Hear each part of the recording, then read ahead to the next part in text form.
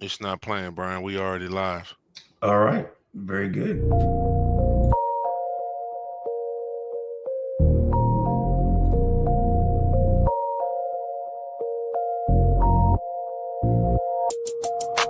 Phone started jumping, what a day.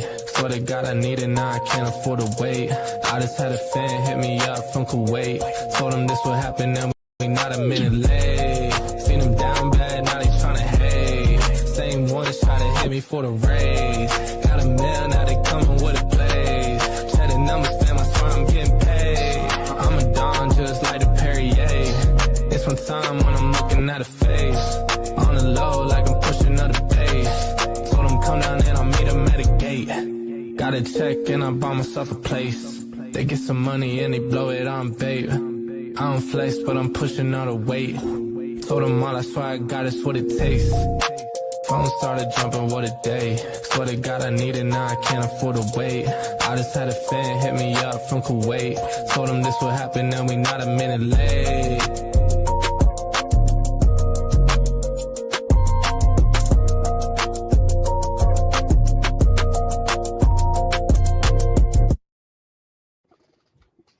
Hi. What What's it up? do? What it do? What it do? What's How we happening? do? How we do? Anthony, you're already frozen. Oh no, he's not. Maybe not. He's got a okay. He's coming back. He's catching up. He's catching up. Okay, that's good. All right, All right. fam. What's People up? coming in. Welcome everybody. CC, you want to tell them about the YouTube? Yeah, so Facebook right now is experiencing some issues that we cannot control. So if you're having issue watching on Facebook, go to at Live with CC on YouTube or at the Barbershop Podcast 25 to watch on YouTube for better experience. So if it's freezing up on you, if you're using Facebook right now, go to the YouTube, please. Yep. Frank, what's up? Did y'all reach out to Frank? No, we have not. We will mention Frank. We will Yes. do that. Well, see if Frank can come on with Zach. Send him a thing. See if he can come on later on. If because he should be out there, huh? Did you say you did? I mean, I told y'all like that, but I didn't know that he was. We can't. I mean, you know what? There's so much going on. You know, we can't remember everything. But anyway, we got this. Yeah. I mean, Uh, I remember we said it. I just didn't know if anybody did it. yeah. Dino Tech, what's up, buddy? How you Some doing? kind of tech.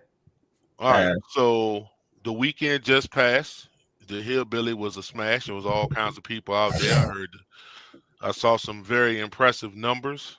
We got some guys that laid it down. So we're gonna talk to them.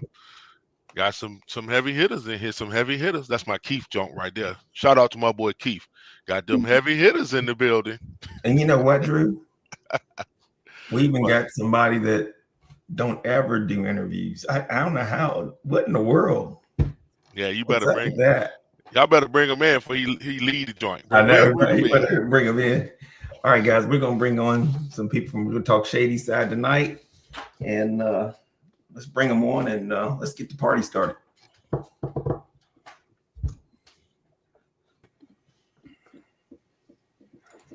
What's up, guys? And here we are. Oh, there he is. Look, he's still there. Amazing. Great job, guys. What's up, guys? Good Hello. evening. What's going Timmy, on? Timmy, I gotta say this before we get started. You look a little nervous. You okay, buddy? I'm fine, just tired. No, he looks like that all the time. When I race him down in Southern Maryland, he looks the same. He don't smile much. He not a lot. This is my resting bitch face. That's what he looks like all the time. All right, so you guys were down at the Hillbilly. Just give us y'all's experience. How was it? It was a lot of fun, except for the monsoon. But as far as the racing goes, it was a lot of fast times. It's definitely a learning curve for running on a completely prepped track as far as being sprayed down. The groove, in my opinion, I mean, the line was tight, but it wasn't it wasn't a mud bog or anything like that. So it was a little bit different tune to get off the line, but I think it was pretty good. I definitely liked it. Oh, okay. Yeah, All you right. knock And it. Ken, how about you? Yeah, it was a great race. It's one of those things we don't do often, from no prep world running on a full prep track. It's the first time I've run one of these cars on a full prep track, so the learning curve was steep. So there wasn't a whole lot of time to learn what we were doing there. I raced prep track forever, but with foam tire cars, and coming into that race, never running on a prep track with the outlaw cars, yeah, it was a challenge. It took a little while to figure out what we were doing and overcome the track. Something I definitely do again. Definitely something I don't want to do every weekend. It's hard on parts. It's hard on everything. But overall, yeah, it was a great race. Outside the monsoon, obviously, none of us can do anything about that. It'll make for good stories down the road about the time we were walking around barefoot and tents collapsing and sloshing through water. But yeah, it was a great time. It was a great race. Sweet. Lenny, can you hear us? Yeah, I can hear you. You hear me? What up, Yes, I Lenny? can. What's happening? Welcome to the show, my man. And Hanging out. we were just asking the other two their thoughts. I know you and Ken had runner up in Friday's race, or well, I guess one and runner up, and just want to get your perspective and your input. What you thought? Okay, maybe not. Maybe not. Just for the record, guys, he's on a ship. He's on vacation, so He left the track and literally went on vacation. yeah. So he won the race, the Friday night race. Race Saturday, I don't know what place he finished in, and then he got on the cruise ship. That's Why the did you life let him right win, there. Ken? Oh wow! Trust me, I wasn't trying to let anybody win. No, he ran really fast in the final. I mean, I was at 1.30, and I was a 1.32. Got me a little on the tree. I mean, all credit goes to him. I mean, he was super fast even on Saturday, early in elimination, super fast. Yeah, I mean, hats off to him. He did what he needed to do in the final. I went up there, came up a little short, still made a few bucks. It was a fun race. I mean, it had been interesting to see if we would have had some more racers in it, but it's it's one of those specialty races, big dollar race, and yeah, I hope it's a common thing because it was a lot of fun. Sweet. Okay. Looks like AJ Marasco is asking you a question. Tires are always waterproof, aren't they? Yeah, might need to. So, Timmy, real quick, you're one of our local racers. You racers, I know you race.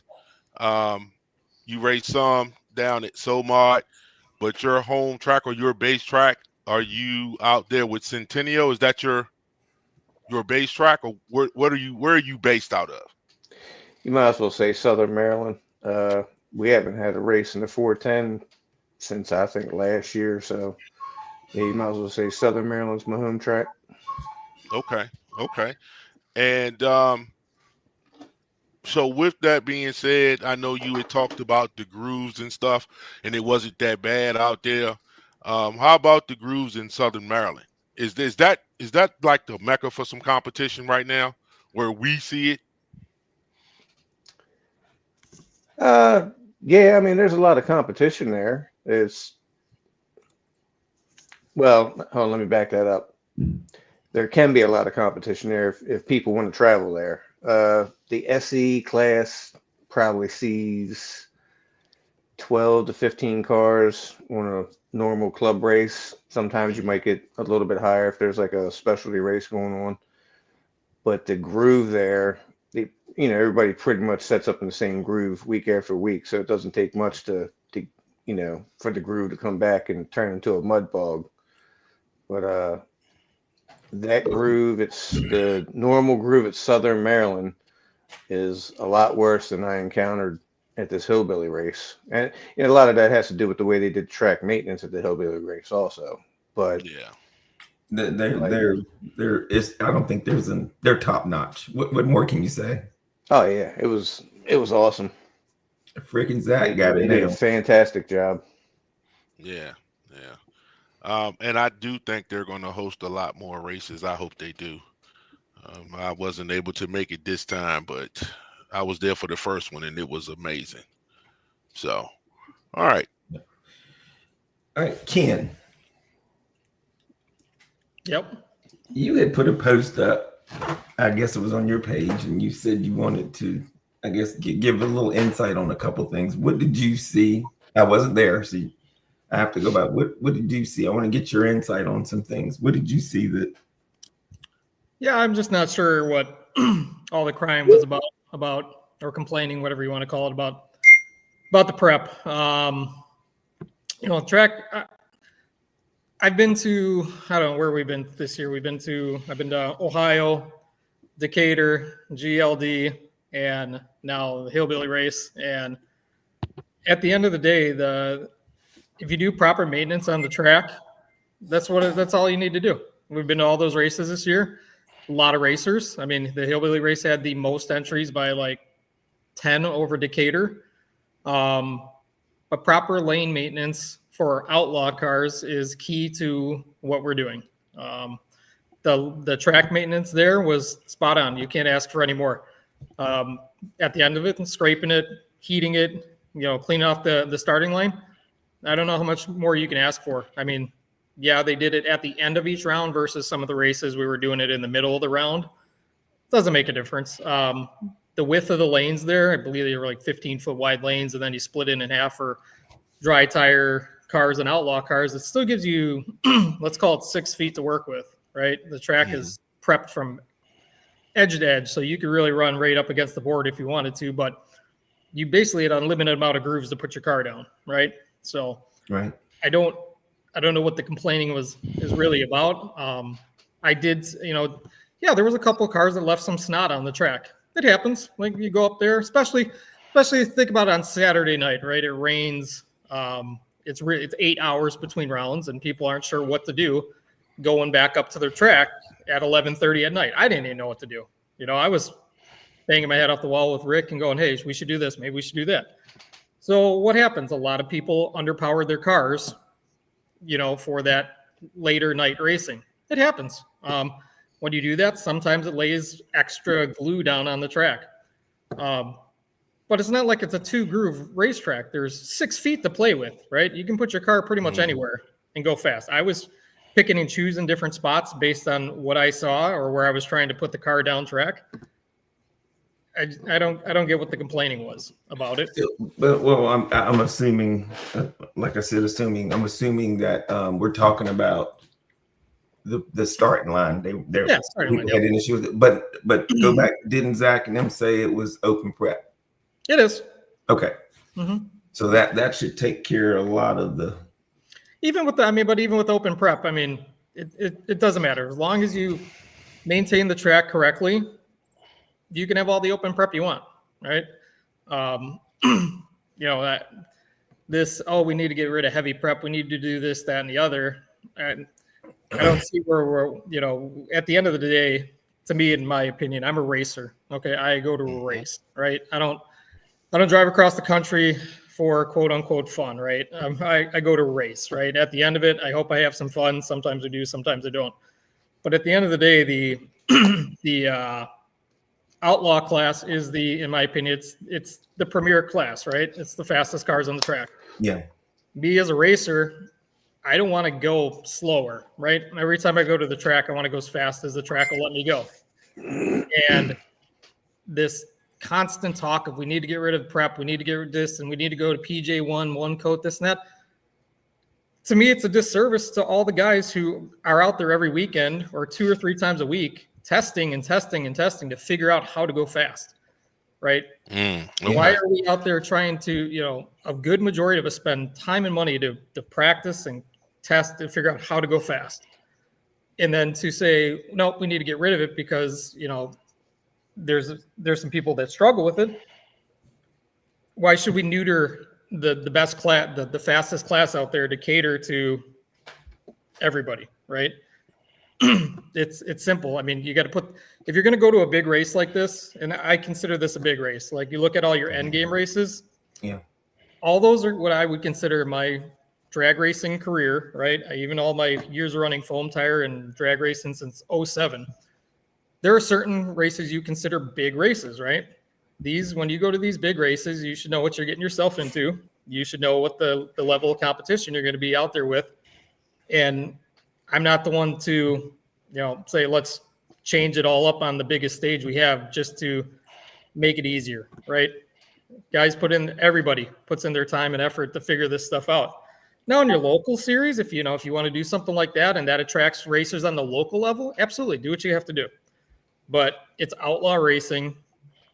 This is the biggest stage of racing we have. I don't see a reason to start changing things and neutering the class to go slower. None of us want to go slower. We want to go faster. This year from the start of it, the outlaw class has been the fastest it's ever been, right? And maybe we find a point where we don't go any faster. That's fine. But at the end of the day, track maintenance. Do your track maintenance, put your homework in, go test, and you'll be fine. I mean, that's my opinion, right? Not everybody's going to agree with that. But myself and other racers, that's how we feel. But, at the end of the day, we can all agree to disagree and still be friends and be friendly at the track. And that's fine. But that's just my point of view. Absolutely. I Timothy, can't say your take on it? I disagree. I agree with that. Okay. Sorry, I'm reading comments here, and I see this, and maybe I'm jumping at it. Sorry. I see these comments about, years ago, around the time of COVID, that we had 300-400 entries, this and that. All right. Understand that when all this came out, no prep drag racing, all this was the biggest, shiniest thing people could grab onto, right? It was new, it was exciting, and tons of people got involved, right? But through progression, going faster, the work that takes to go faster, the equipment changes, the constant change, you're going to inevitably have bleed off where people are just don't have that level of dedication to put into it, or the knowledge base, or they're just like, this isn't for me. You're going to naturally start high and lose people, right? Everybody's saying, oh, it's dying. No, this is called, it is regulated itself. It is stabilized. On your big scene, you have your hardcore racers that are going to show up, right? I don't local race, right? I just don't have the time to do it. I have GLD's 10 minutes from me. They have a great bunch of guys that race out there. I don't get to do that. But on the big level, this is what you have. Okay, there's a reason that NHRA doesn't have 64 cars showing up to run top fuel, right?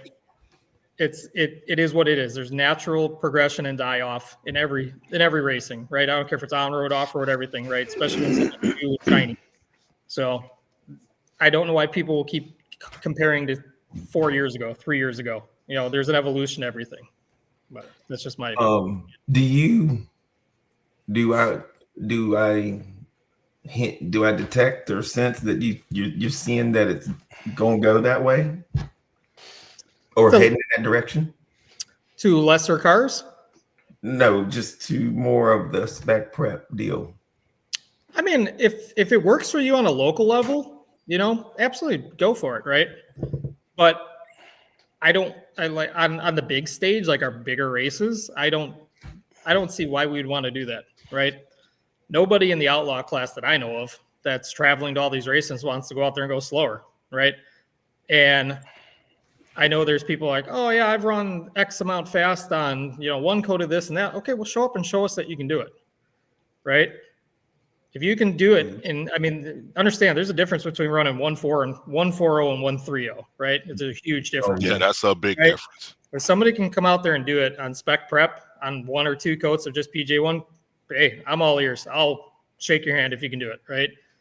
But until then, I mean, nobody wants to go slower on the big stage, right? So I don't buy the we need to do this and that. Granted, people got stuck, right? And that can be contributed to a lot of things, right? Improper tire temperature, improper power settings, all kinds of stuff can make you get stuck at the line, right? I've done it where I didn't heat the tires enough to what I normally do. Car went out there and snapped an out drive. Did that against Rick in the final at GLD, or I think Decatur. It happens, right? There's a ton of variables that can make you go out there and do that. But changing what we're doing now, to me, on the big stage is not something I think we should even entertain. Okay. All right. So, well, I got a question for both of y'all because we're on to a topic here that's touching a lot of people in a lot of places. Okay. We have people that say like you said, Ken, they can still go fast with one coat and they can put down some impressive numbers. Then we have people that say the only reason we're using all of the prep and the stuff is to set numbers. We're number chasing, right? Because you're going for the faster number. Yeah, Now, but sorry, go ahead. no, go ahead. Hmm. But that's racer mentality. That is the racer at that's its core. If there's one person that says I'm going to chase that number and they can do it every run, well, if you're a racer, you have to do it, right? Or you're just going up there to do the what, race for second? I'm not going to race for second, right? All it takes is the mentality of one person to say, I'm willing to do this to win, and then everybody else who wants to race is going to have to follow suit, right? Otherwise, you're not going to compete. It's no different than, for example, carpet oval, which I race in the wintertime. Yeah, I have to put a brand new set of tires on the car every single run. Okay. Not because I want to, it's because the other 10 guys I'm racing with or 15 guys I'm racing with are willing to do that, right? That's racer mentality. So Okay. all it takes is one, right? I got you. Now, Timothy, you feel the same? Hey, you have to do what you have to do to be the fastest. I mean, you got to put the work in, and if it's requires a lot of prep or whatever it takes, if you want to race at that level, you just got to be willing to do it. And not everybody's willing to do it. Okay, right. Now, so here's the second part of the question. And again, there's a whole bunch of stuff out there. We don't even have to worry about that. We could talk about it like this because I believe you guys are true, right? You're right. But here's the thing that I see. The entries are dropping. Now, this is just me personally. So is it going to get to the point where there's not enough entries for you guys to compete at this level? Will that ever happen, do you think? Yeah. You talking about on a local level or No, big race level. Big race level. Not your local guys, because most of your local guys now, okay, and I'll just tell you what I hear. And I've been out of it for a little bit though. I used to come down to Southern Maryland every time they had a race, but at your local level, sometimes or most of the time, you can't get the track to that level as a big race. And that's why a lot of people don't get the race on it. Because they go to the local level and they try to run those numbers and the track is not as prepped up as that. So they can't prepare for it. the track doesn't have to be that prep. I mean, at Southern Maryland, I can run mid to low 1.4s with a SE car count of 12 cars. Mm-hmm. Now, I've seen you do it. All I'm saying is, how do they practice? Okay, let's say you got your average local guy who wants to go to a big race. Right. He doesn't understand what you understand. How does he practice so he can get to that next level?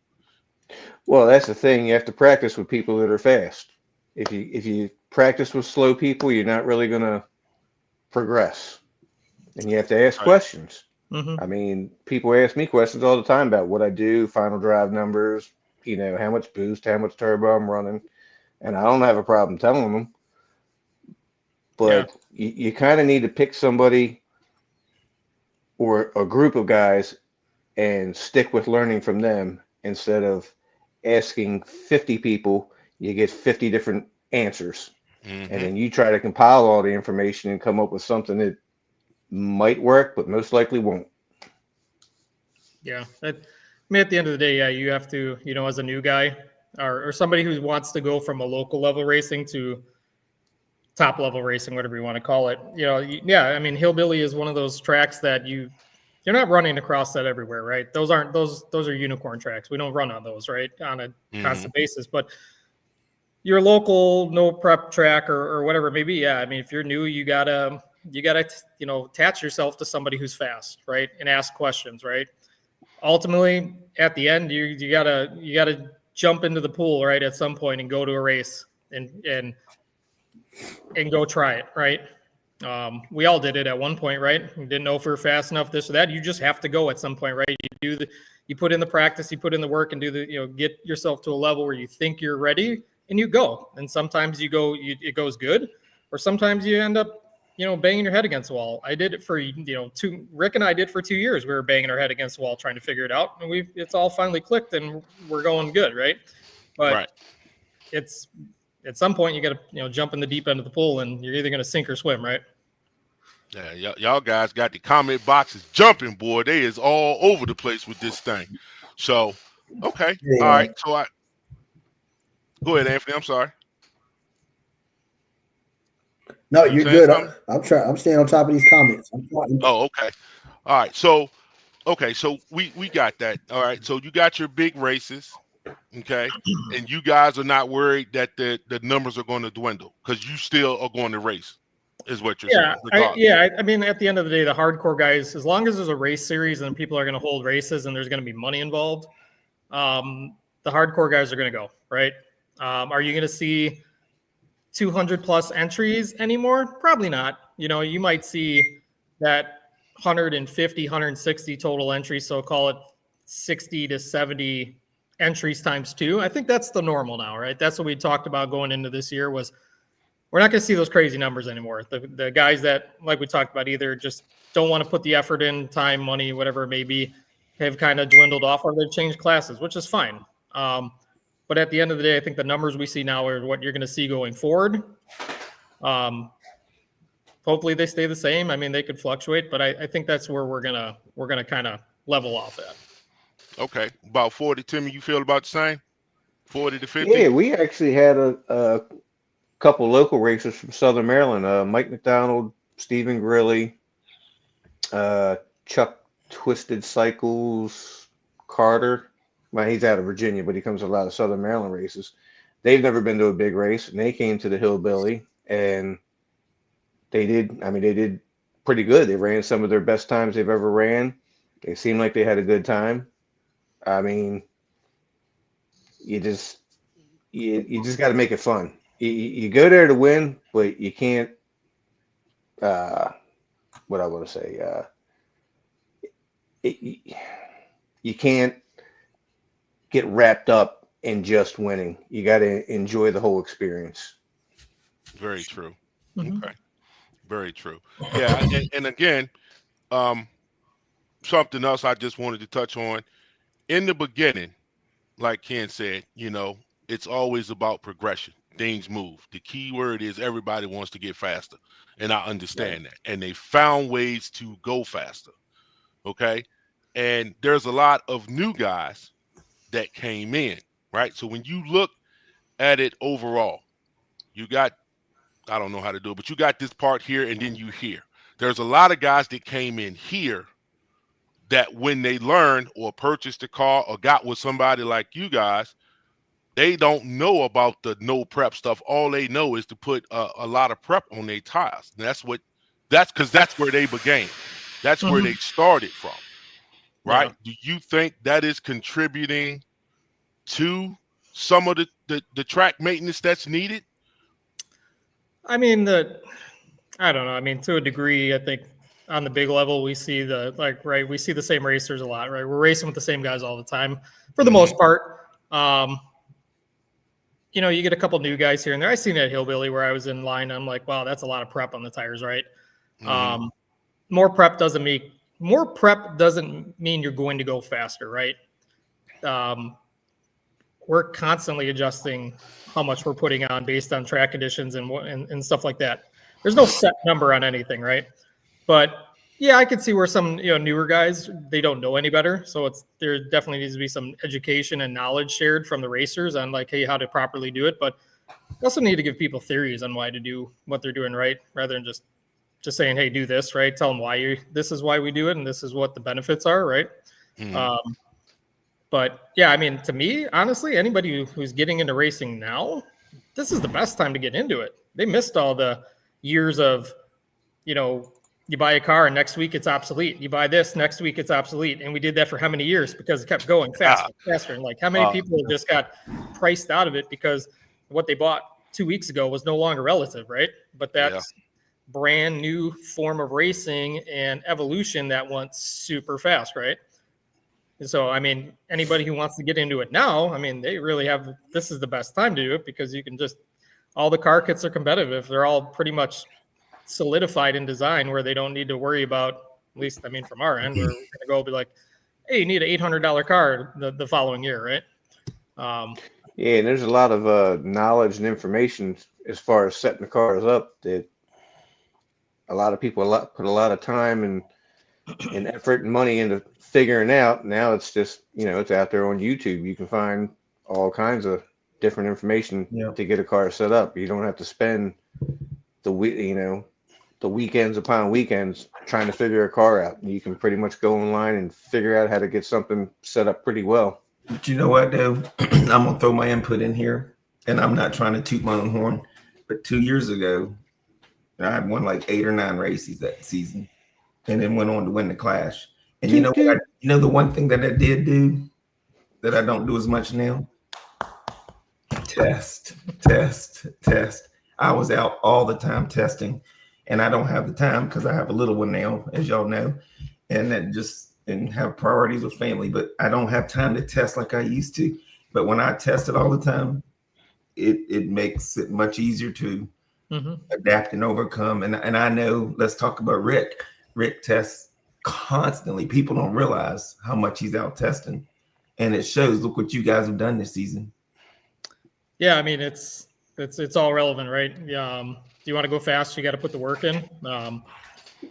Rick tests a lot. I see the amount of parts I have to send him because we wear stuff out, right? We test so much, we trash parts left and right just because they just wear out, right? When you're hammering on stuff a couple times a week. Sorry, I'm plugging in my computer here. Yeah, I mean, you got to go test, right? If you want to compete at the top level, at some of these races, if you're not testing, I'm not going to say you're setting yourself up for disaster, but you should expect the results that you get, right? Because the guys who are out there running the fastest are usually testing pretty often, right? Yeah. Yep. And you have to be prepared for all situations. Yeah. Testing is so important. ESC set is something that threw me. I'm not gonna lie, I had to get out because I couldn't maintain. Right. And it's true. You just can't maintain. ESCs, if I go through 2, that's a hurting, right? That's a hurting. Somebody went through 5 last week or this weekend. 5. That's crazy. That is a lot of ESCs. But again, if you don't know the formula, if you don't have the help, that is what's going to happen. So yeah, I mean, nobody wants to see people blow stuff up, right? Nobody wants, people smoking motors and ESCs and this and that. But if you don't ask somebody, come up to somebody and say, hey, I'm struggling. What, can you come look? Yeah. I mean, I help people all the time, right? I'm not going to, like AJ's asking, I'm not giving you my 130 tune, but I'll give you something that'll get you down the track, right? That'll get you going in the right direction, right? Because nobody wants to see people getting stuck and blowing stuff up or anything like that, because then, we also want people to come race, right? So, the fellow racer, it doesn't matter what you're racing, you should help. If somebody's struggling or somebody's new, you owe it to the racing and the rest of the community of racers to help them along the way, right? Nobody says give them everything, but put them on the right path, right? Okay. And then let them figure it out from there, all right?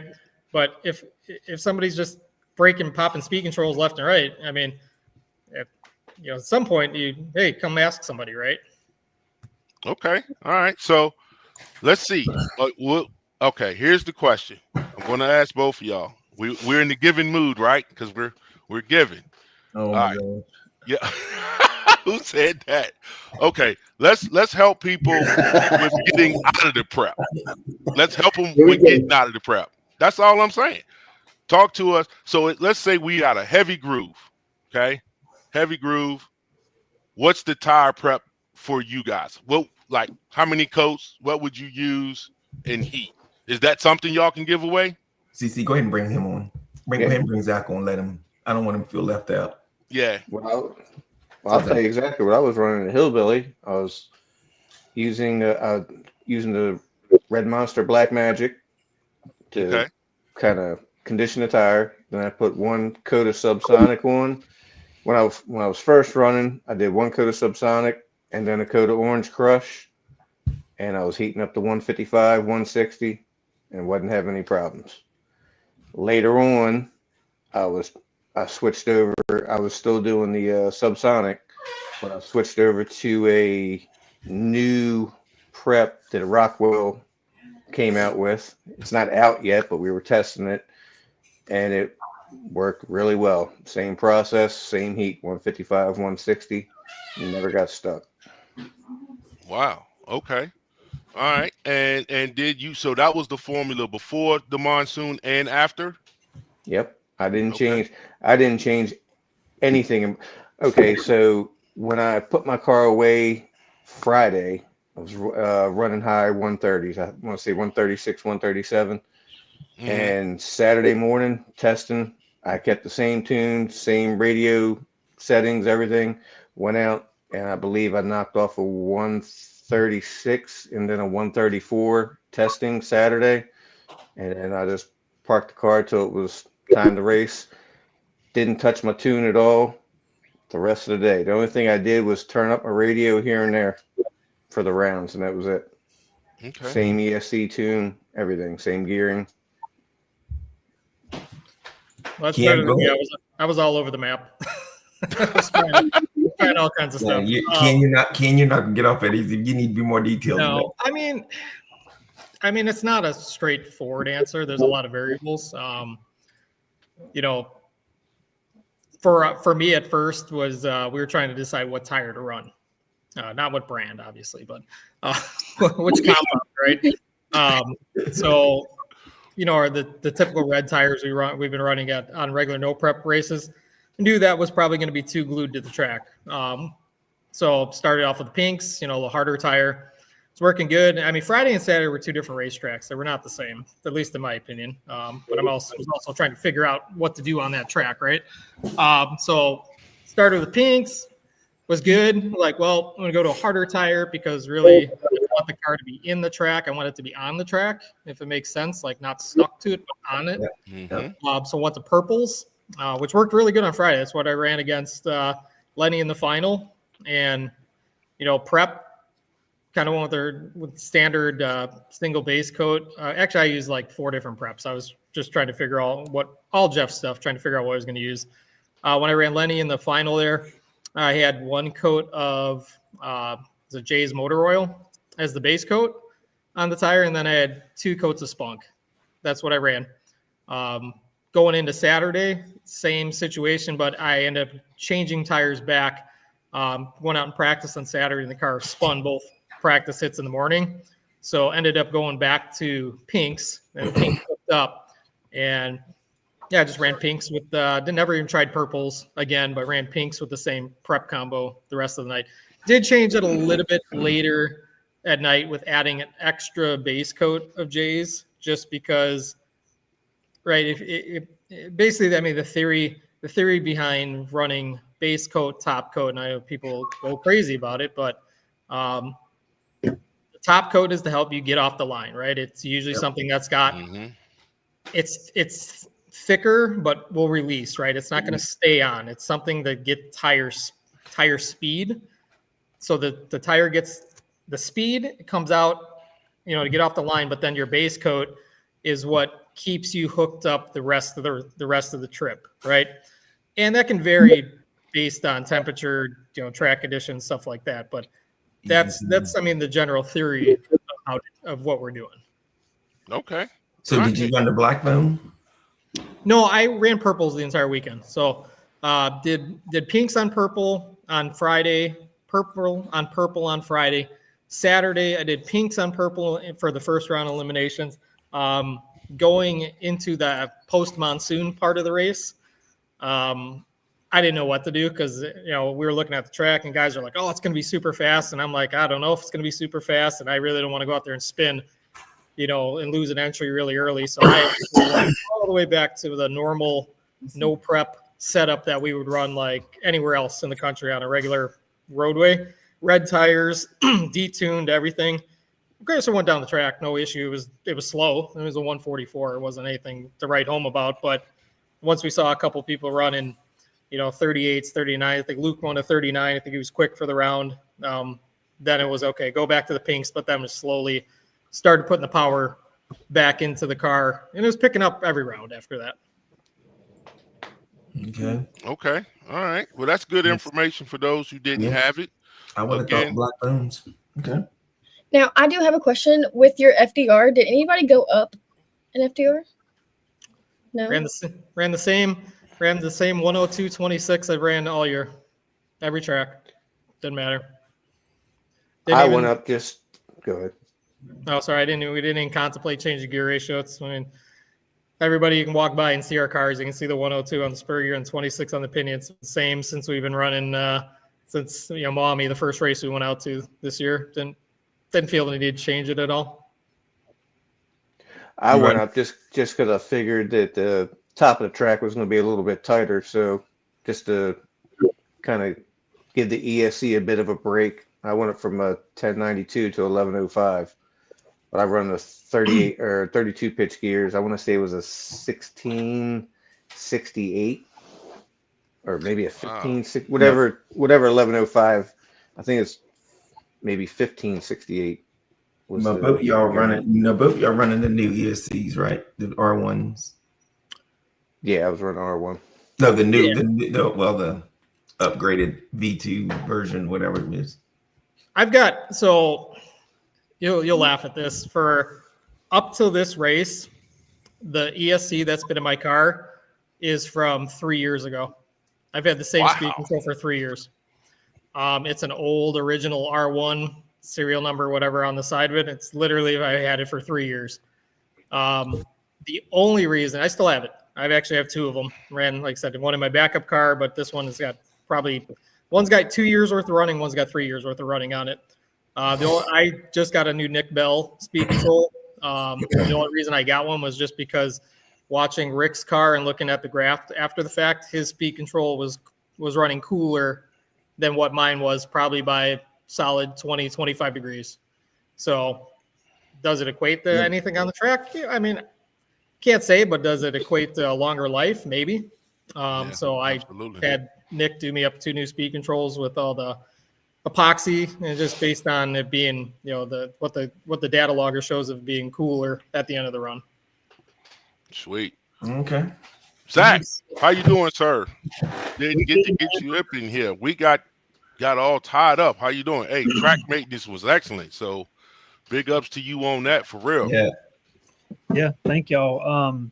It seems like a lot of guys enjoyed it, and it was awesome last year, and we had more than double the entries this year, and it still worked out. I mean, it got sticky. I blew my shoes out scraping it, but it is.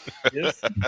The racers were able to do what they do best and go fast, and it was awesome. So yeah, it was. So we saw pictures of the extended track maintenance this year, which was pretty awesome, dude, for you guys to get that track back up. That really shows y'all know what y'all doing. So yeah, that was definitely the worst rain we've had in a long time. It was bad. It was bad. He was going to be in touch with you for hurricane relief soon. Yeah. You're going to be the man. So here's the thing. Everybody wants to know when you're going to stop big car racing and open that up for, full-time RC racing. Yeah. Man, it's like Ken said earlier, the race is cool, but it's hard on parts, man. I don't know if racers want much more than maybe the Clash a year. Really, we tested on it 2 years ago to make sure we was going to be able to do it. And we smoke transmissions and stuff. And you're just putting so much power in the car. And even to run like ETs that you run on a normal road, you got to go beyond that to run that down. Mm-hmm. It's an insane amount of power, and people don't realize it. You put so much power into the car to get on top of the track because you don't want to get in it. You want to stay on top of the glue. If you can stay on top of the glue, you can ride out. But if you get down in it, it takes so much power, and it's just unreal. So it's hard on components. It's really hard on parts, transmissions, driveline, tires, just all of it. So I don't know that racers could pocket a whole lot of them, you know. Well, just real quick, Timmy and Ken, did y'all go through anything? The only thing I had to do was change my axles, which they were twisted before I even got to the track. They were twisted from the last race in Southern Maryland. So Yeah. after first round, I switched them. But other than that, I didn't have any other issues. Yeah, Friday, well, we ran all Friday, so our practice hits and then our high roller stuff. Then going into Saturday, we had a couple of practice hits in the morning. I changed transmissions after that. I just had a spare transmission ready to go just because we know from running at Rick, especially Rick running at Pontiac in Michigan, how abusive that track is on transmission parts. Nothing breaks, but everything. There's definitely a point where you have consumables on high power on tracks where you can really lay the power down, and this was definitely one of them. So before going into eliminations, just put a fresh transmission in the car. Spur gears I think we're doing every like 3 runs. We were just putting one on just to be on the safe side. Because the amount of, like Zach said, the amount of power that we're putting in the car you'll never put that much power in the car anywhere else ever. There's literally, there's the amount of power we're putting in the car. If you try to run that at a regular no prep track, you'd probably make it 2 inches and knock the tree off the stand. It's not going anywhere. So it's rough on parts. I took my transmission. I peeked at the transmission just to take a look at it after I swapped it out before eliminations, and most of the teeth on the idler gear were starting to roll over. So race like that, you're gonna have to do maintenance and swap out some parts if you're running fast times. All right. Okay. Yeah, when Lucas sent me a picture of the his tent, and I was just kind of like, oh my gosh! So I know it was a bad rain and wind. Yeah, it was bad. It was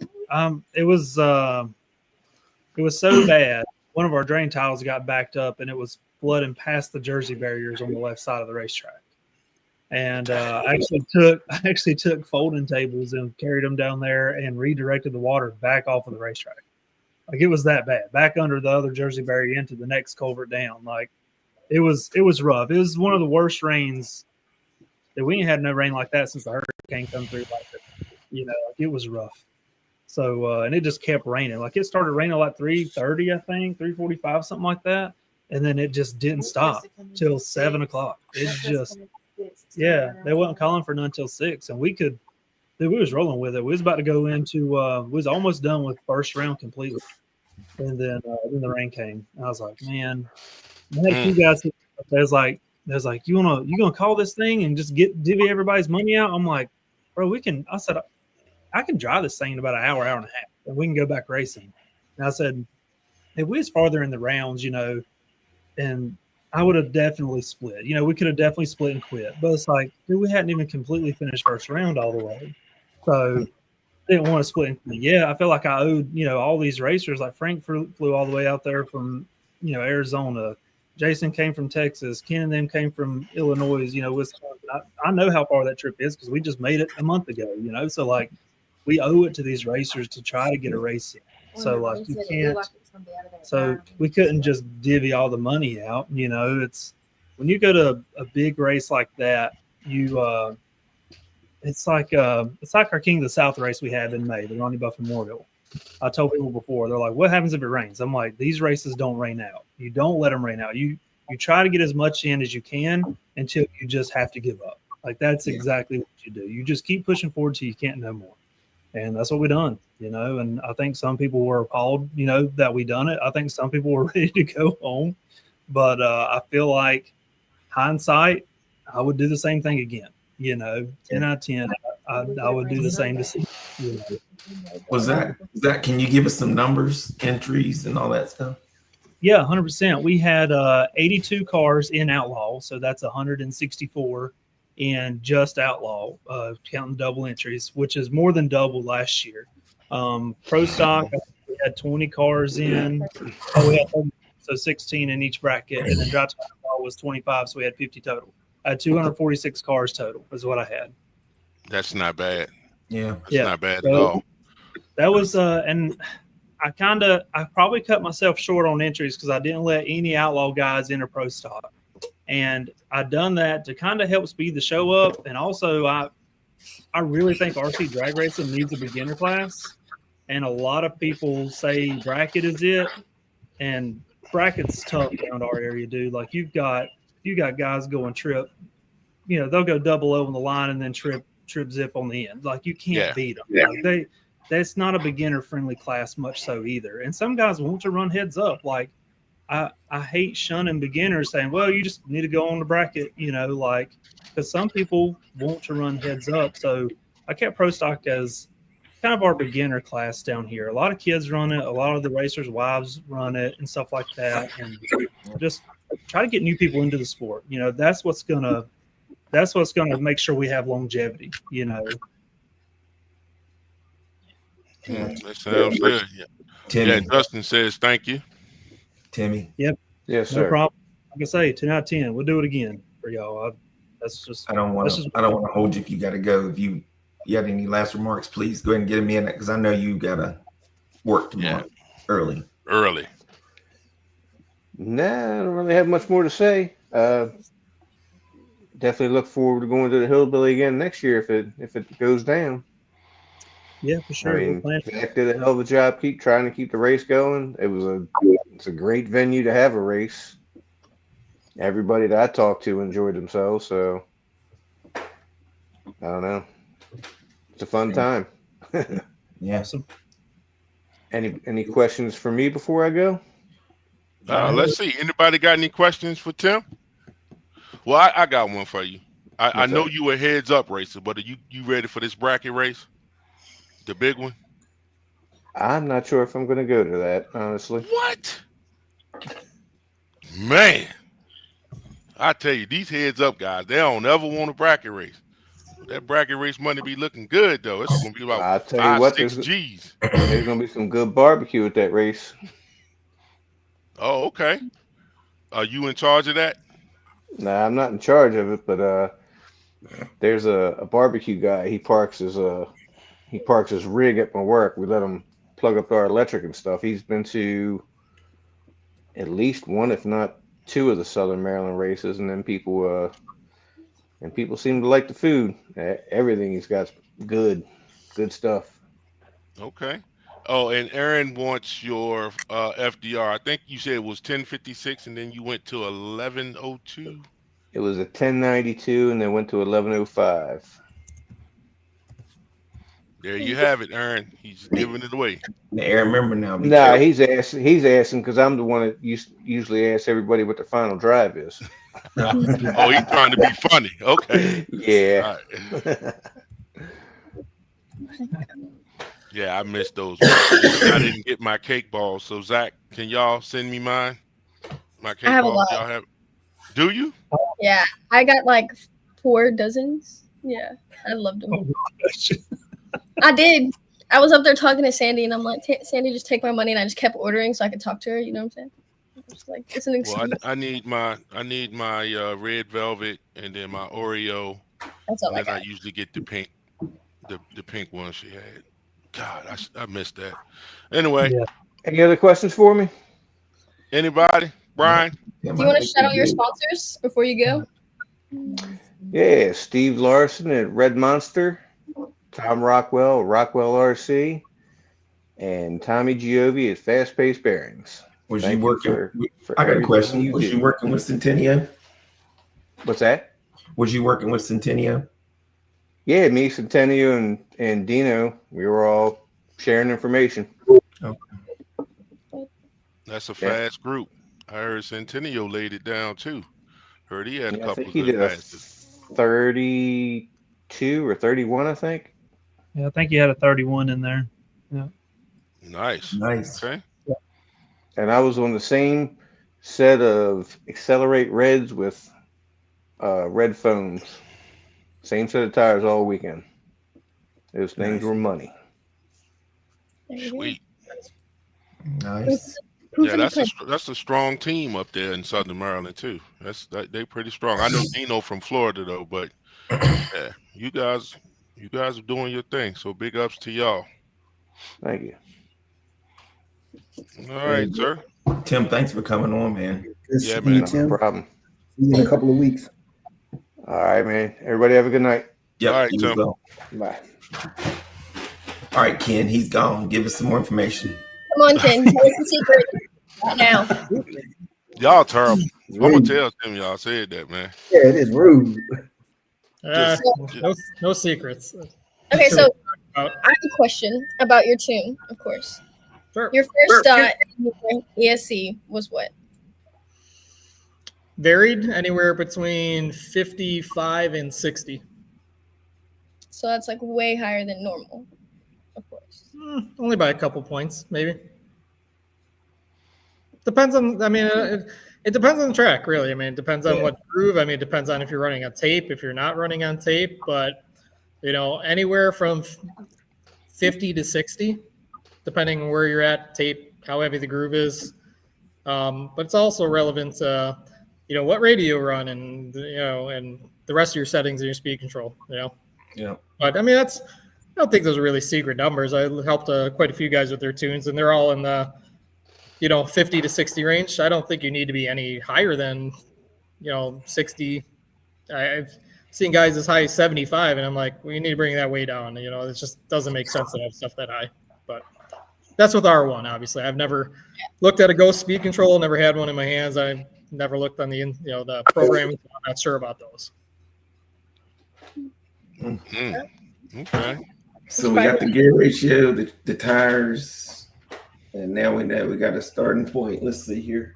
You what you got, Brian, is a bunch of stuff that you might be able to decipher. Yeah. Okay. You might be able to, but we're gonna get on you anyway. How you gonna come out here and talk that smack to Kenny? You ain't even make it. Boy, Yeah. Hey, you can tell by my voice. You can tell by my voice. I haven't been the best. Feeling the best. Is that what it was? Okay. All right, we'll let you slide on that one. Okay, Zach. So we know you the premier track guy. What about your racing program? Are you going to make it out to a couple of races? I guess 2026, or what are your plans right now? Yeah. My next race I'm going to hit is probably going to be the Clash, and they announced that it's going to be spec PJ. So, and that's going to be held at our track.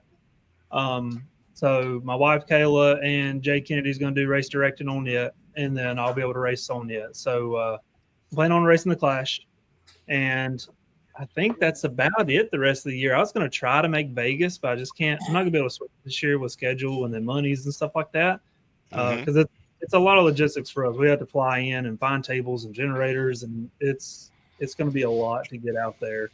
But it's Super puts on an awesome race out there, and that's one that I would love to go to. But then definitely, I guess after that, anything local. I mean, local-ish, of course, as long as it's within 8 or 9 hours and my schedule's open, we'll go to it, man.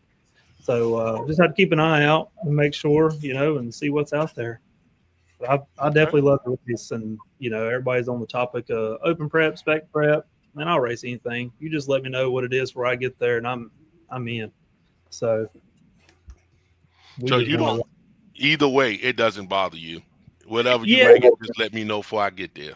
Yeah, and I'm definitely stronger, I'd say, in the open prep right now because that's what that's what we've been focusing on so much. But I'll run whatever. I don't care. Like I say, I just want to race. We started my first big race.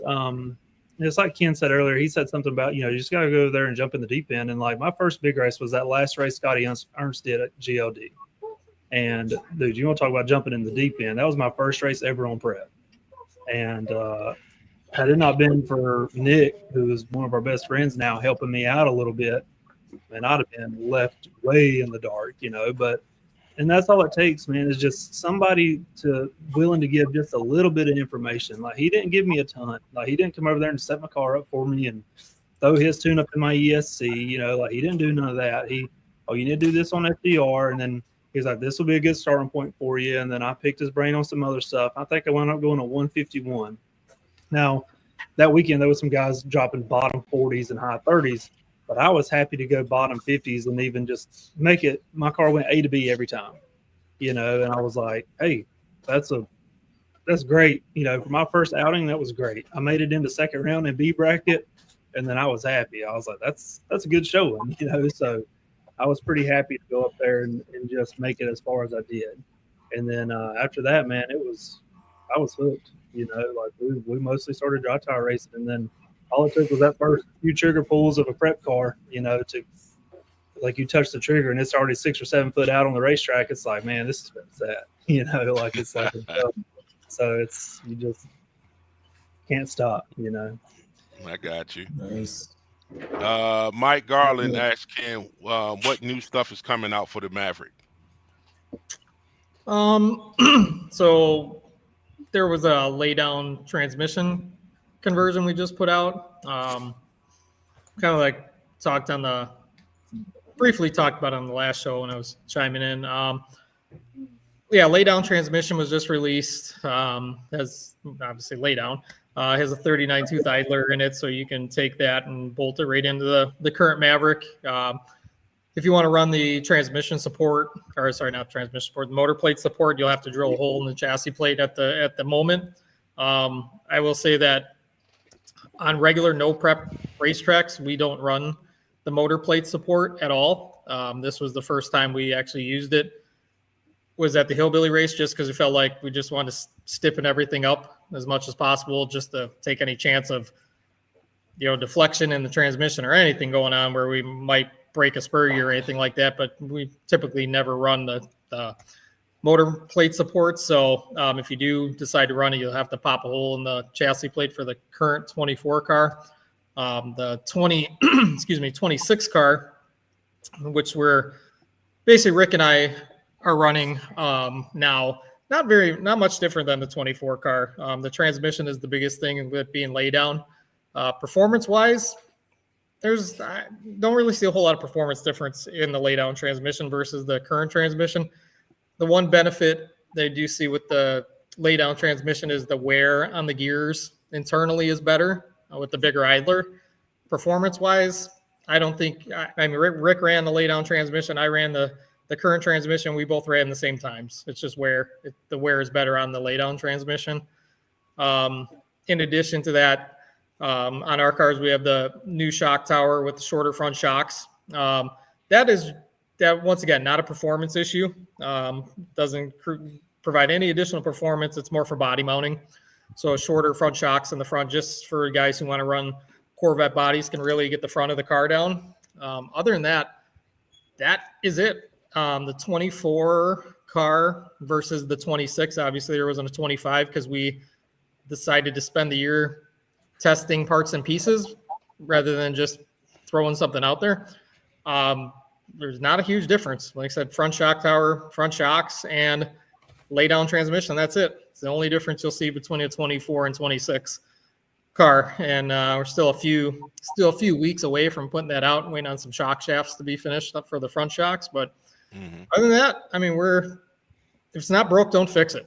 Like, we're super happy with the car. It works everywhere we go. Since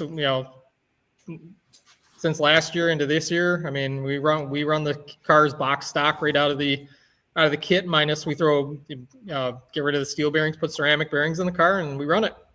So as we are not broke, don't fix it. That's our motto, right? Yep. The tracks y'all been running that day, you've been running the reds, haven't you? Yeah. So I mean, we started the season off with whites, and then the reds came out. So Decatur, GLD, other places we've been running reds since we ran the reds very little at the Hillbilly race. We just felt they were too stuck to the track for what we were trying to do. But yeah, reds the entire season. We are working on a gold, we'll call it, next durometer up from the reds. So it's basically a replacement for the current pinks. So we're working on that. We just got the sample tires in, so we're going to get those out to the track and test on them, because there are guys who like the little bit stiffer pink compound, but we're replacing that with same style rubber that we're using with the reds, but just a stiffer durometer to mimic the pinks. Oh, good point, Jeremy. The pin bulkheads. Yep, all the 24 cars that have been going out for probably 6 months or more, they've all have pin parts in them.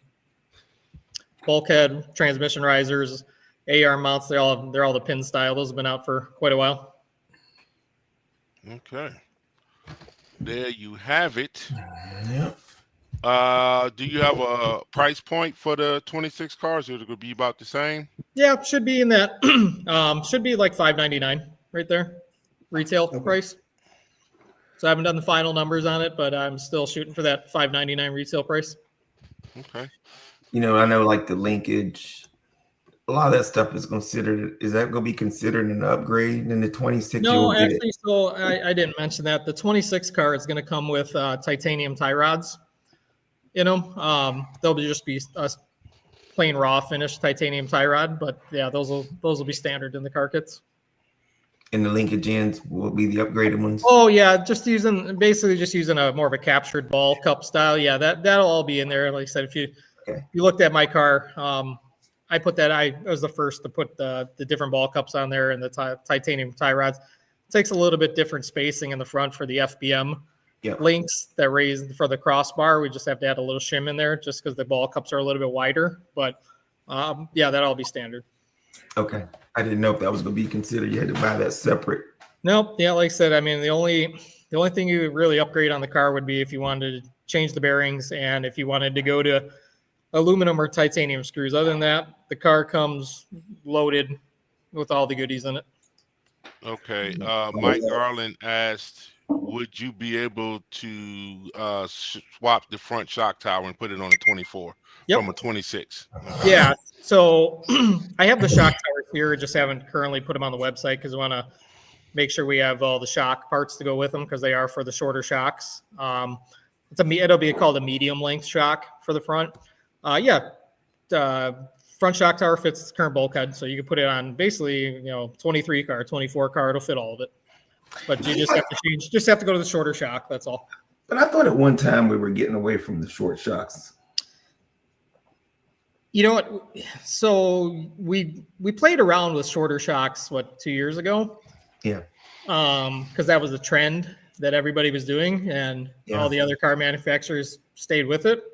We didn't like it. The reality is the front shocks aren't as critical as the rear shocks. So just going to the shorter front shock to allow the better body mounting is a benefit. On the back of the car, there was more, put it this way, there was more cons than pros when we tried it earlier in the year. So we're not changing the rear shocks. We're going to stay with our long shock that we like. And the front short shocks are fine. That's, like I said, more for body mounting purposes. Okay. Can Jason Beam asked if there's a break-in process for the Reds? Yeah. All of our tires that we run, we sand them. We sand them a lot. So Rick does all the sanding on the tires, basically taking I don't know if I have one in the shop here, a CRC gold sanding paddle. Duragrit, actually Duragrit. You can look up Duragrit online. They sell all kind of abrasive products. So we take one of their sanding paddles that's got I don't remember the grit on the two sides. One's a fine, one's a coarse, but the coarse side, and we sand the tire. I mean, we sand it good. Like the entire seam is gone off of it. Get it sanded up real nice. This way it helps the prep adhesion to it. Then after they're sanded really good, right now we like soft and grippy for the red tires. So we do a coat of soft and grippy and put them away, and that's it. If we got a set of tires we're taking out that's been sitting for a long time before race day, we'll hit them with a coat of soft and grippy, and they tack up real nice, and that's it. We just do it the one time at the beginning if it's a tire that's been sitting around. Okay. Gotcha. Oh, good information. Good information. Yep, Frank. Yep, hit a 129. I think was it a 129? I seen a 128. 128. Yeah. And then he hit a 128, 129. He was in the 1.3s just consistently, 131 constantly. He was on it for sure. Yeah. He's always fast. He is always fast. But honestly, the racing that I saw this weekend, it was just like a lot of people, probably like I would say 70% of racers were in low threes. Like it was. There was a lot of 30s. Yeah. Yes. And then dry tire, I think the fastest pass was what, 145? Yeah, Zach? Tommy went 45 and tested on Friday. Yeah, and then Who did? Who did? Tommy Tommy Burgess. yeah, and we had a bunch of them in the 50s. A lot of guys in the 50s in dry tire, but that's prep track, you know. And I know some people are like, "Well, it's not dry tire if it's on prep surface." Well, it's your dry. You're racing the track, bro. It don't matter, you know. I've raced tracks where we went 2.0s. I've raced tracks where we went 1.7s. You race the surface you got. You know? You race the surface. Yep.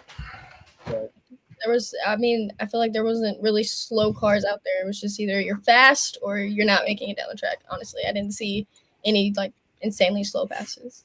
Yeah, which was something different from this year. I noticed from last year is last year there was a lot of guys that a lot of cars still went down the road, where this year it seemed like a lot more people were gunning for it, especially after Frank went to 28, you know, and then it was like everybody just whipped him up. So then it went from most cars making the trip to some were upside down before the 6 foot clock, you know. So everybody was gunning for it. Either overpowered, underpowered, or too much prep, or yeah. I think a lot of them honestly just wasn't used to that tight of a racetrack, and they overpowered them a little bit. They, you know, you could put the power to the car, but you also didn't have to hit it as hard like you was in a mud hole. You know, like you could let the car roll out, so and use that ramp speed. But it's all a learning curve, man. It's a one of a kind race that it comes around once a year. It's like the fair, you know. The town, got to get to it, and then you wait till next year. So it's a unique race, and I love it. And I think a lot of other people do. So I think a lot of people like it, but like you said, it'll be too hard to race on that more than once or twice a year, right? Yeah, it would. I seen somebody comment earlier about if we was gonna have we thought about building a purpose-built track there, and we have. Right now we just don't have the funds to do it. I mean, really, be honest, I figured it up, and I think we could build one for about 25 to 30 grand, you know, and it's not terrible, but honestly, we stay so busy at the drag strip on the weekends that I don't know that I could run it, you know. So then I'd have to get somebody else to run it, and they may not run it the way that I want to run it, you know. And I feel like that's another thing that kind of makes the Hillbilly special is it's me and Kayla and, you know, the Shadyside crew. It's me, Kayla Lowe, and my brother, you know, and, you know, it's the family that helps out. I think that's what makes the Hillbilly kind of special also is that it's us, not just, you know, not just another race and no offense to anybody, but it's something different, you know. So I think that's what makes it kind of special also. 100%.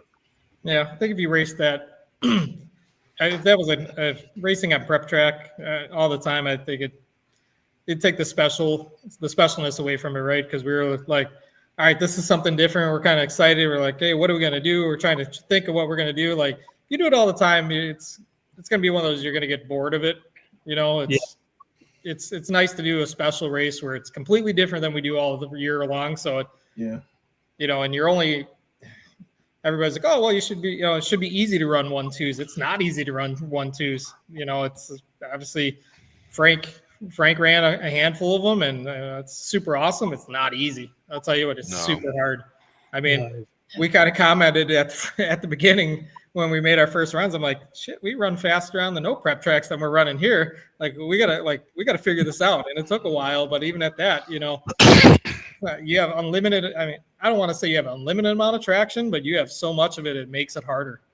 You know, it's a challenge. And if like anything else, if you did it all the time, you'd conquer it, and you get to a point where you're stuck. You're like, you're not going to go any faster, and then it'd just be the same thing over and over, rather than that once a year, you know, making it special kind of race. Yeah. Well, I mean, if you look at the times last year, I think we had 2 guys in the 30s last year, and it was Nick and Ryan Clay.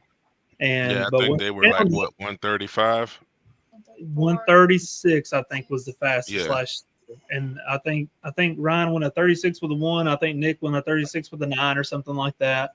And but that was the 2 fastest guys last year. And everybody else was, that was fast. It was 41, 42, 40 flat. But then this year, the amount of people that was in the 30s, I lost count. So just from one race and then coming around to the second year, it sped up that much. And we had somebody get in the 20s. So it's like the race almost sped up a 10th on average or more in one season, and like it's going to get ridiculous next year, So I'm sorry. Go ahead. It's just it's like Ken said, like it would almost get boring, like you would get to the point where you kind of plateau, and then once you we go to these other roads, and sometimes we're trying to put bite in the car, and we're trying to take power out, and like we almost got too much power sometimes, and then it's like you go here and you're like, crap, now I got to find power, like I need more power, and you're like, where can I put it in at? So it's definitely a unique style racing, and it would get I think the sport would really plateau if we done it all the time. It would. I got a tech question here. Ken, was you running the 8K or 10K? So running 10K. What kind of voltage drop? So 7.2 on the back end, 7.1, 7.2 through the traps is what we see with the 10K. No, what was your lowest drop, and then what did it drop to? This always the worst, like at the finish line. No, like during the run, how to dip. Yeah. But then lowest. What I check. So the only place I check voltage drop is at the beginning and at the end of the run. Okay. So the start of it and at the end, and the 10K we stay 7.1, 7.2 from start to finish. Now, granted, when we were racing later in the night, it dropped down to 6.9, which was to be expected because it was cold, right? So everything is colder. It's going to drop a little bit, but normally 7.1, 7.2 we see with 10K all the time. Yeah, y'all wouldn't heat your batteries. No, don't heat batteries. Nope. Don't even take them out of the car. Stay in the car the entire time.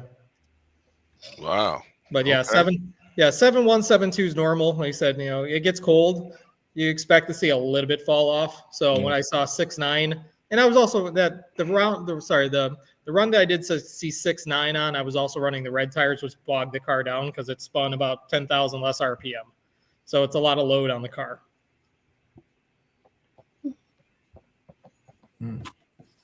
So, I mean, it's just one of the, when it comes to 8K, 10K, I would have liked to try the 8K there, but we were trying to figure out what we were doing first off, because, not running on the track, that type of track, we had to figure out tires, tune, everything else. So to throw in a new variable and take out the battery we run all year long for an 8K, which I think that would have been the place to do it, because I think you get away with a little bit lighter car, but the 10K is always our battery of choice. But next time going in there, yeah, definitely gonna try the 8K just to cut it. It's 100 grams lighter.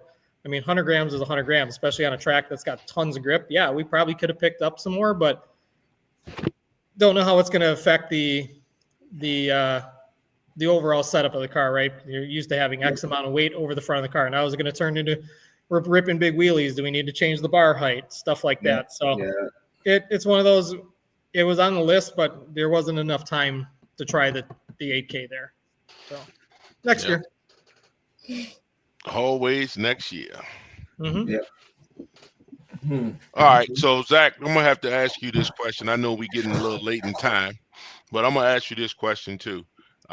When we first came on, we talked about open prep and, cars getting stuck and people saying that we should go to one coated PJ1 or something like that. What's your thoughts on that? It's kind of an unpopular opinion to some, because I had a few guys, talk to me and people that I respect as racers and their input and opinions, and they quizzed me about making the Hillbilly spec prep, and I said I'm not against it, guys. Like I'm really not. Like I'll run spec prep and stuff like that, but I'm a real big fan of outlaw being outlaw. Like I really like it, and I'm gonna tell you why. because 2 years ago when we started, we went to an outlaw race and we was like, why does everybody put this shit on their tire? And they're like, well, figure it out. So here I am. We figured it out, right? So now we want to go back. It's not, this is going to sound mean, but I'm a product of what they made me. I didn't make the mess in a sense. Does that make sense? Yeah, So I know what you're saying. I did what I was told to do. So now I'm not against spec. Like, don't come after me with pitchforks and everything, but I'm not against it. I'll race it. You'll see me racing at them. But I'm a big fan of outlaw being outlaw because that's what I jumped in, you know. So, and that's what everybody told me to, well, figure it out. So do you think we could possibly see the times we saw this weekend at the Clash, with it being spec prep? With it being spec prep at our track, I do. And, you know, JFab done his race in Texas, and they had some fast ETs there. Now, they was on exceptional surface also. So, you know, that was a concrete parking lot. Yeah, so, but like I say, it's all about racing the surface. You know, you're going to have some tracks that are 1-3 tracks. You're going to have some tracks that are bottom 40s, you know, and that's just the way it is. So I think it'll still be fast. I think the PJ on my track, I think about anything down there will be fast. But that's that track. You know what I'm saying? Like, I think anything's going to be fast down there. But you get enough people together. You know, we raced that spec prep race in March with Mike and them. They done a good job. Race was awesome. They still had to maintenance the line, but I will say they did use the pad that existed. That kind of created a whole nother scenario. Because there's a bunch of stuff already in that.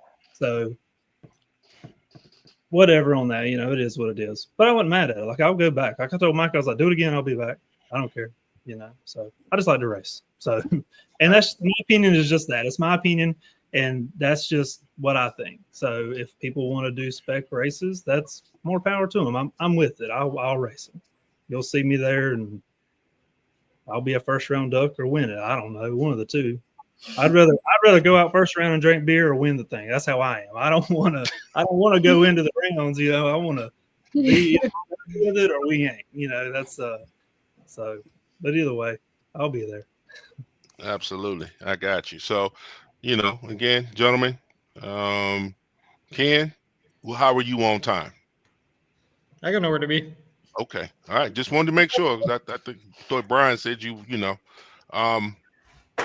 So I guess. Well, first, Brian, you have anything? I don't want to CC take over too much.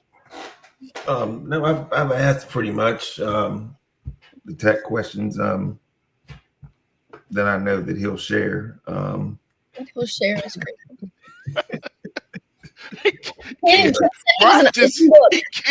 said he was an open book. He's just not giving us his 132. Okay. That's all you see said. how he just keep coming at you like that though, with that passive aggressiveness. I mean, it's just crazy how he does it. But one thing I will say, hats off to the sponsors and to you guys that put that show on. It was nice. It was really good. Thank you. Yeah, it was awesome. I'll add something in on the spec prep stuff. Not ruffling no feathers or nothing, but I think on a local level, to grow local racing back, I think it's important. I think spec racing as a local scale is very important. Luke and them are doing it up there in Virginia, and it's working really good. So as a local group, I think so. I think it's important. Keeps everybody on the same playing field. You don't have to worry about somebody spunking it up or orange dreaming it up, whatever, you know, they're all called now. I think it's important if you're going to try to get new guys in. The big races are going to be that. The big races are going to be the big races. That's your diehards that are traveling to race anyway. So I think it's kind of tit for tat. If they want to be spec, I'll still be there. If they want to be outlaw, I'll still be there either way. I just want to race. So, but as your local scale, I think it's important to do spec. And I was actually talking to Mike Bush the other day, and I was like, man, we need to get together and grow the local scene because our local scene is like dry. Other than dry tire racing, like it's dead around here. Like our pro stock and dry tire stuff is still on, but that's it. Yeah, Travis Varner does his stuff in Charlotte. I run my few races on the top end of Shadyside, doing dry tire stuff. So, but next year I'm gonna try to get with some guys and have not like a series, but just me put on 3, they put on 3, and another person puts on 3, and it's all within 2 hours of here. And hopefully we can do, whether it's, I don't care what the spec is, it doesn't matter to me. But I think it would be important for local stuff. So, Okay. He said, "Well, I tell you, I swear, man, see, we got some diehards in this thing, man. They either about it or they are not, and it's like the spec prep versus open prep thing. You're gonna have that. You're gonna have that. I hate it, but yeah, I mean, I agree. I feel like if we made everything spec prep, we would lose a lot of people. Because when you rule something to death, it kind of makes people go find something else to do. Outlaw is exactly outlaw because what it's they say. Yeah, it's like outlaw is supposed to be outlaw because it's like basically like 7-scale. Show up. There's only a couple rules really that matters, which is battery weight. Cool. Don't run anything that's not released. Cool. That is the point of outlaw. If we start spec racing everything, we're gonna lose a lot of our people. Yeah, I agree. Run spec, local racing, absolutely. If that's what you gotta also ask yourself, where's most racing done, right? It's on the local level. That's where you're going to race more than anywhere.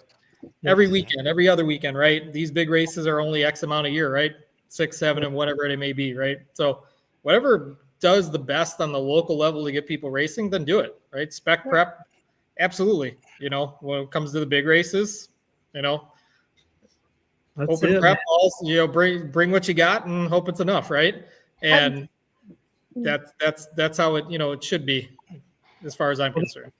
That's what keeps racing alive, right? I mean, even on big scale, little scale, anything, like your local level racing is what keeps it alive. And like I try to tell some of our racers at Shadyside, I'm like, dude, you're what's keeping tracks and these manufacturers open. Like, these big things that are on TV are cool and all, and they're the hot shots. And and like I use the guitar store example. Like you go in and you see like this $100 guitar, right, or banjo or whatever it is, and it's like, oh man, I need to buy that to learn with. But you walk by a big old 1960 Gibson or a Les Paul sitting there that's like $2,700, and you're like, I'll be there one day, right? So it's like you got to have the drool factor, and then you got to have the stepping stone stuff. So, and then local racing can be just that. It can be the stepping stone for people to get their feet wet, and then they can go, man, you know what? I kind of got a handle on the PJ stuff, and I think I want to try the other stuff, because going from PJ to open, it's not a ton of difference, especially with line maintenance now. Like when I started 2 years ago, we didn't have line maintenance, and you want to talk about a mess. Yeah.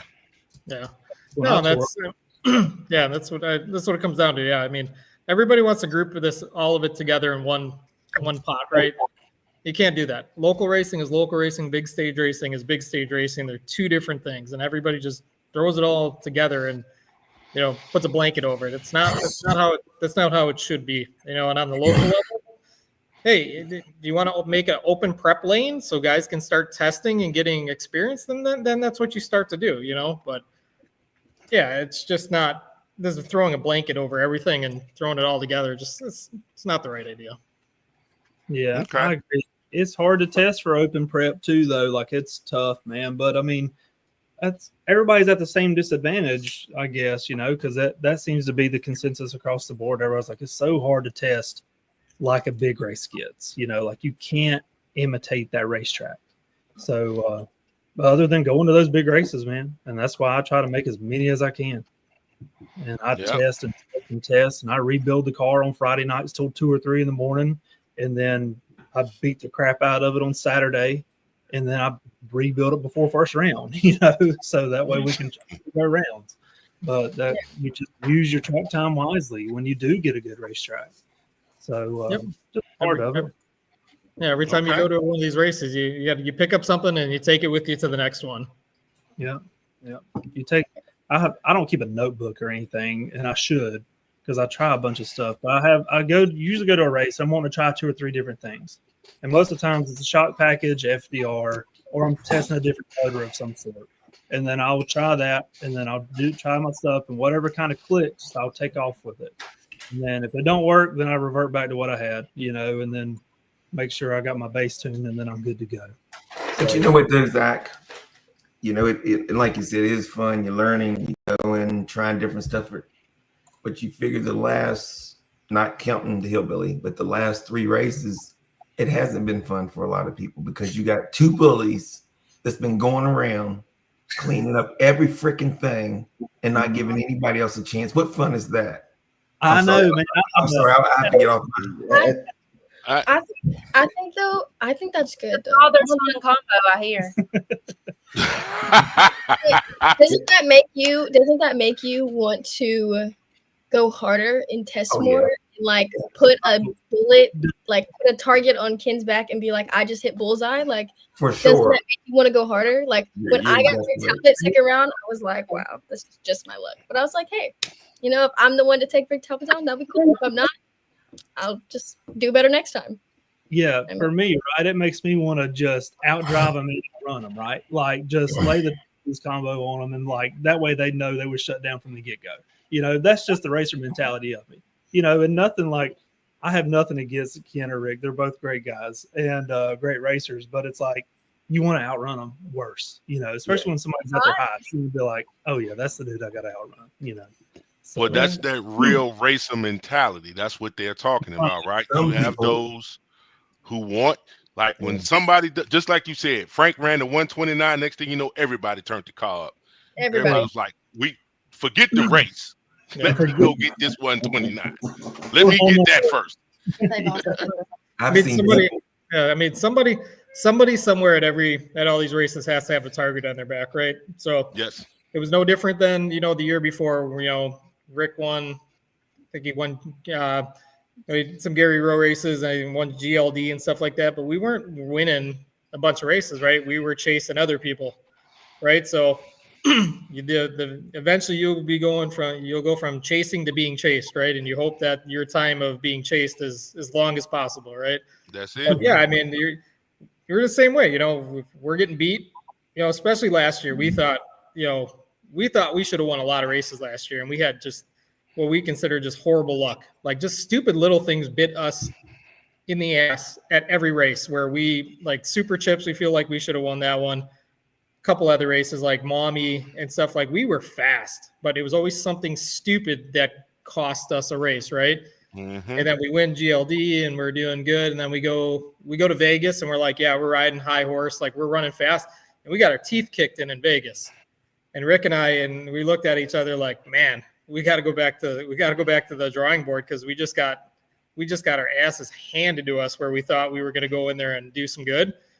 But yeah, there's sometimes a little reality check does a lot of good and going, hey, you think you're good, you better go do some more work because you're not good enough. So that's in every form, or any true racer who races the race, that's what it's about, right? Chasing the guy in front of you till you're in front of him. So 100%. I've had people call the shop before and they'll actually like, yeah, I'm getting out of that class. I'm like, why? Do you see what they're running now? There's no way I can run those numbers. No way. I'm not going to spend the money to try to compete. I think that's when you just reassure them and tell them to believe in themselves. I mean, that's on them. Yeah. I mean, you have to understand that, like, you might race like the fastest of the fast, like JFAM, Ken, Rick, all these fast people, but anything can happen when they're in the other lane. You are racing your car and their track. Like, you're racing the track, really and truly. It's called racing for a reason.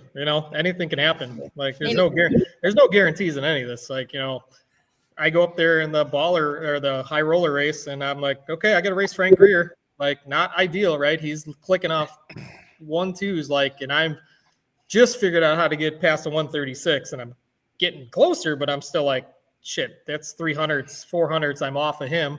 Plus he's super good on the tree.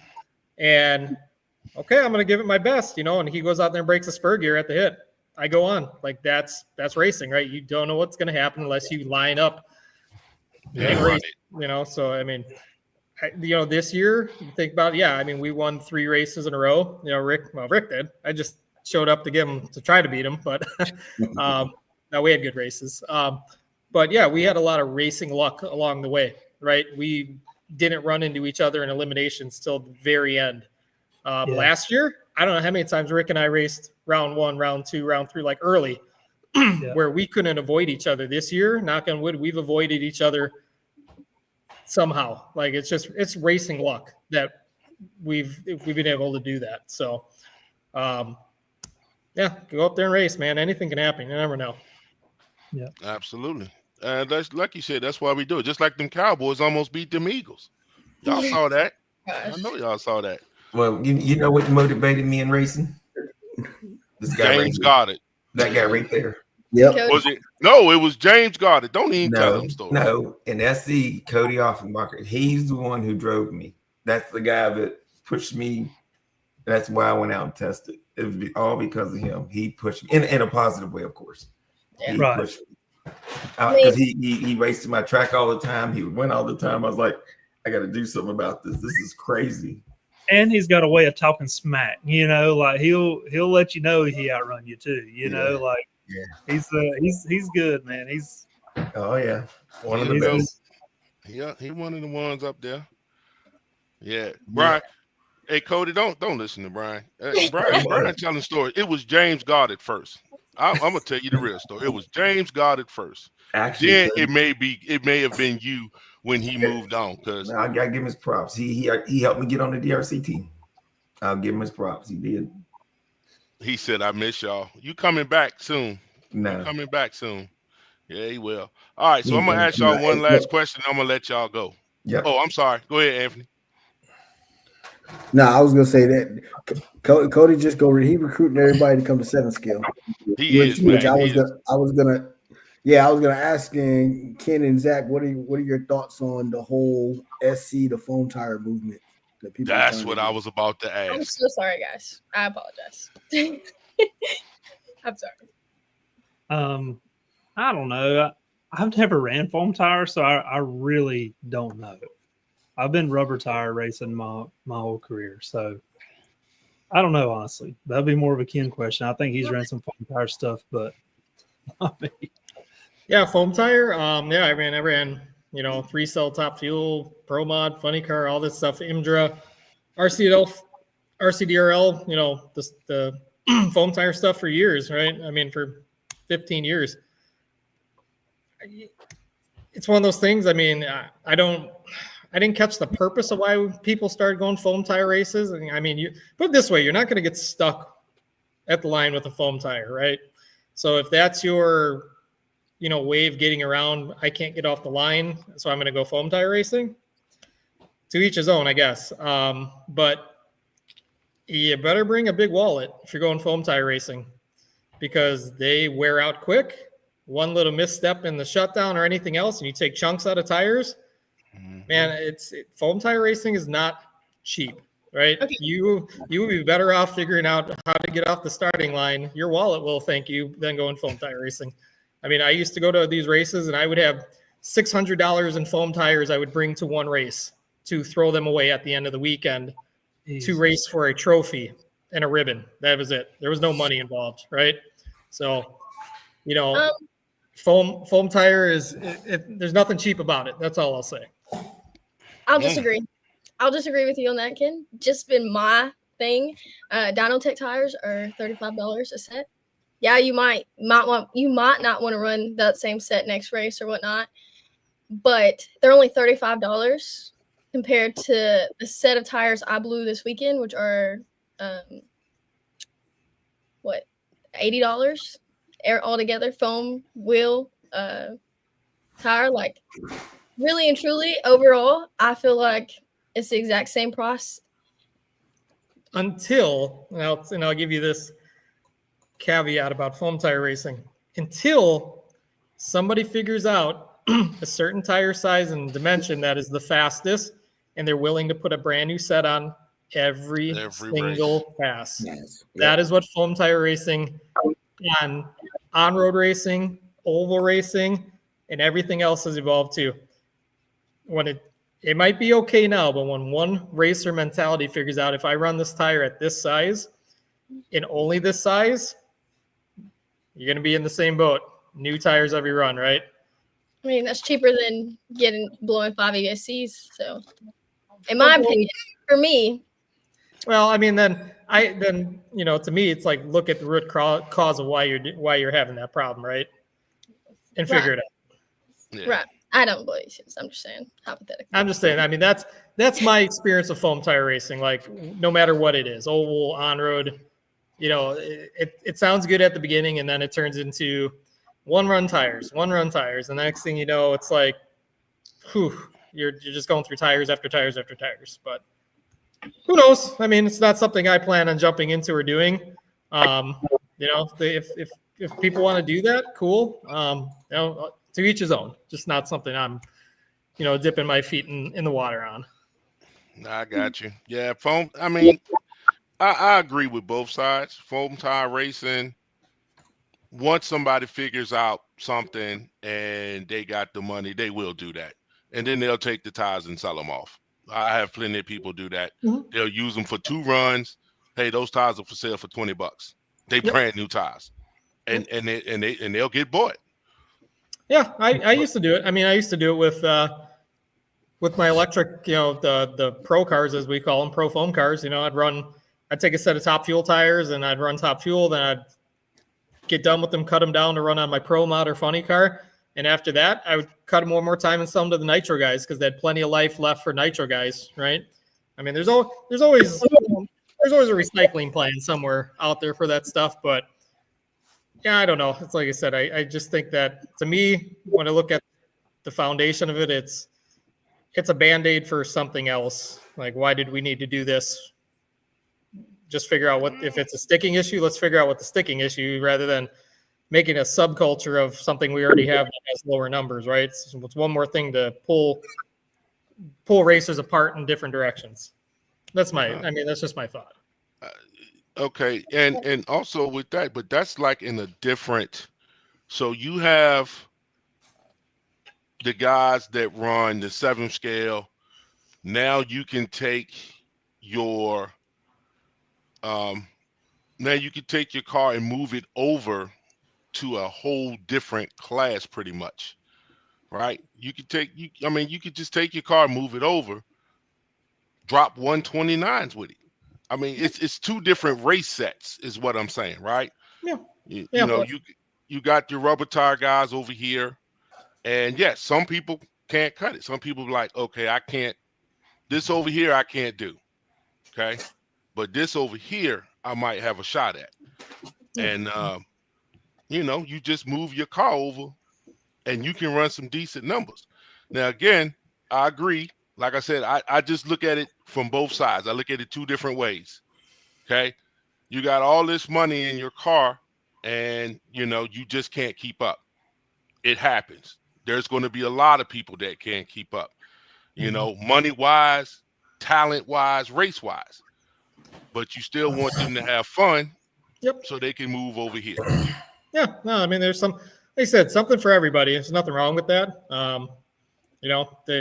If it's one of those you want to do, you can't, say hang in outlaw and you want to still do it. If you don't want to do dry tire and this is your cup of tea, then cool, then do it. I'm not a big fan of, splitting racing, trying to split racing up. It's one of those things. If it works for you, then cool. It's just something that I don't foresee me or, my company jumping into or anything along those lines. But, if that option works for you, then hey, more power to you.